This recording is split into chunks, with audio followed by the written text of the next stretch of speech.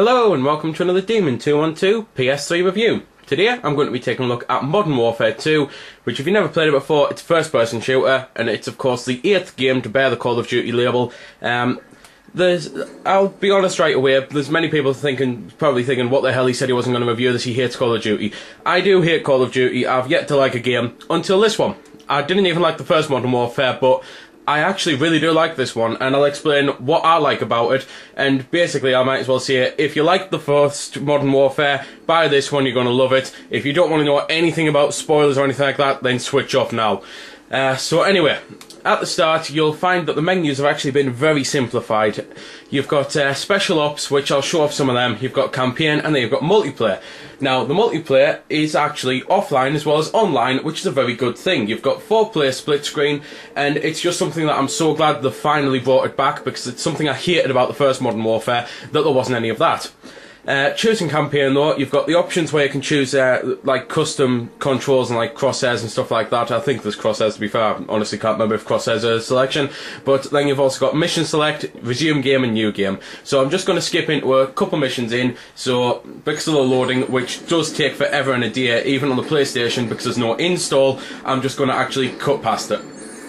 So this is basically the campaign. I'll start off straight away. It's about the same length, if not a little shorter, than the last Modern Warfare game. I'll be honest, as I say, I don't like the Call of Duty games, so I never beat the last Modern Warfare, but my brother who did says that this one's about the same length, if not a little bit shorter, and he'll probably hit me for saying this because he's sitting next to us at the moment, but he'll be the first to admit to say that he's not even a really good gamer on shooters like this, so that's for an average gamer as well. If you're a really good gamer, it might be even shorter.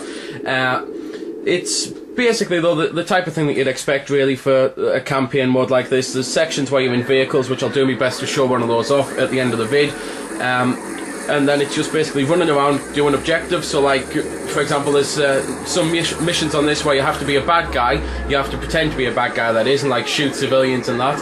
And there's then missions where you're just a good guy shooting all the bad guys, and you just get a load of weaponry to choose from. You can find weapons lying around, you can pick it up, you can, like, do whatever the hell you want to, and it's just the usual stuff, really. There's nothing particularly new or exciting to the genre about this, but that doesn't mean it's a bad thing. I personally think the way that engines actually worked at this time is much better, because one of the things I hated about the last one was I wasn't liking any of the weapons. I didn't think they were very accurate, I just didn't like them very well, but this, they all work really well. Well, I say all of them, obviously there's going to be some bad weapons, but everyone that I've actually used on it has just been really good, and you've got some good accuracy, and they've all got strengths and weaknesses and that, and it's just been worked a hell of a lot better, I think. Graphically, it looks fantastic. Music, it's a staple of the review if you're only just joining that I do the music, but on this there isn't really any proper music to speak of. It's just like background music while the story's happening and that, so I won't be able to show any of that off. But seeing as I've said everything really about the campaign that there is to be said, I'm going to cut into some of the special ops first, then the multiplayer, then as I say, I'll try my best to show off a vehicle mission at the very end of the vid. Depends on if I run out of time or not. So this is basically the special ops, and it's just little daft missions really, and you can do cool things like that. To be fair, you can get 2 headshots at once, but it's the whole point of this one is you're a sniper. You can get other weapons as well, to be fair, but you're a sniper and you have to defend waves of infantry. So there's it depends on basically what difficulty you're on, how many waves there are. So for example, the easy difficulty you get 3 waves, 1 truck and a jeep. On the hardest, I think it's 5 waves, 3 trucks and a jeep, or 3 jeeps and a truck. So it really does change dramatically, quite dramatically, from going from easy to veteran, I think it is. I don't know if it's got the same difficulty names for this, but they're just daft little missions, and you can play with a friend on local co-op, you can play them by yourself, or you can play them online with a friend as well.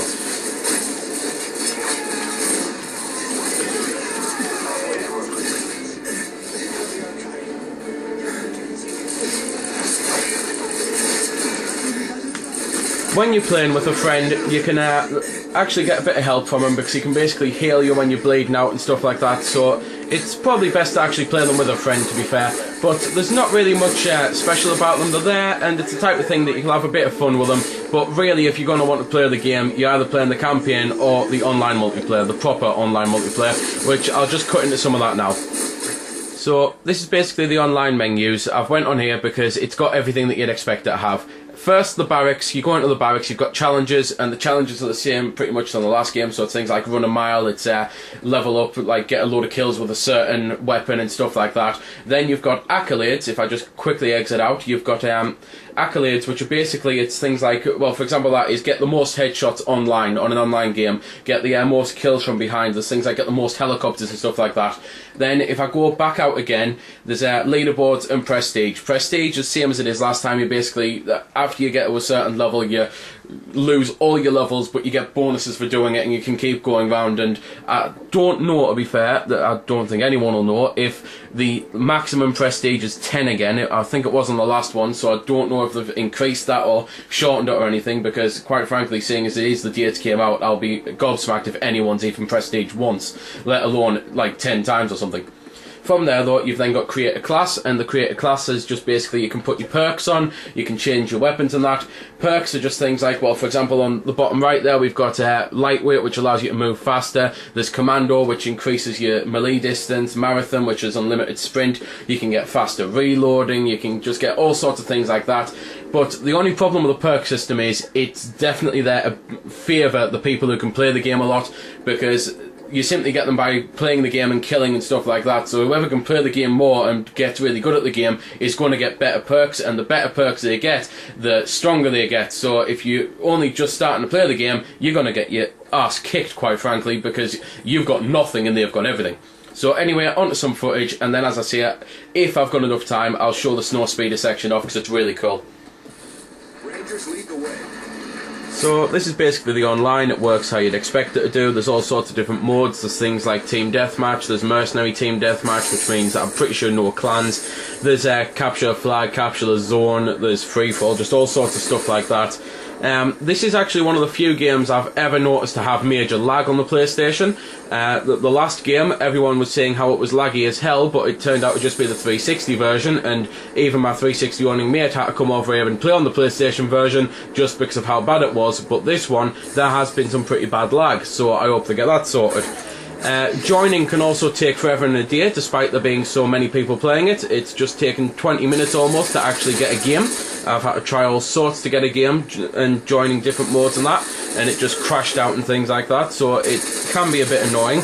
There's also no way to mute all the voices, which is a bit of a pain, because obviously if you don't like to be abused racially, like myself, then I like to be able to just mute everyone, and because there's no mute all, you have to basically rush to get to every mic like out there, basically, so that it mutes them. Otherwise you end up having the mics on and just people can shout at all sorts, so you can listen to all sorts of annoying people as well as people trying to play it properly. And while I don't think there's any DLC out now or anything, I imagine there'll probably be some DLC maps coming out in the future. So even though it's like the most expensive game to come out this generation that doesn't require special controllers, they're going to add more costs to it, which is a bit of a shame. But it does still work well as a multiplayer, and it's got everything that people liked about the last one. So again, if you enjoyed the last game, you'll love this one. As well as the high-speed action sequence, which I'll just be about to show, there's little sequences like this where you're actually having to climb and you have to alternate the triggers and that. Well, on this control set anyway, I don't know if it's different on the others, but alternate the triggers in order to actually climb up. And it's okay, it's a nice little feature, it like breaks the pace up a bit, but I still don't see why they actually decided to include it. Because, I mean, it's not as if it's Uncharted or anything, or Tomb Raider, you know.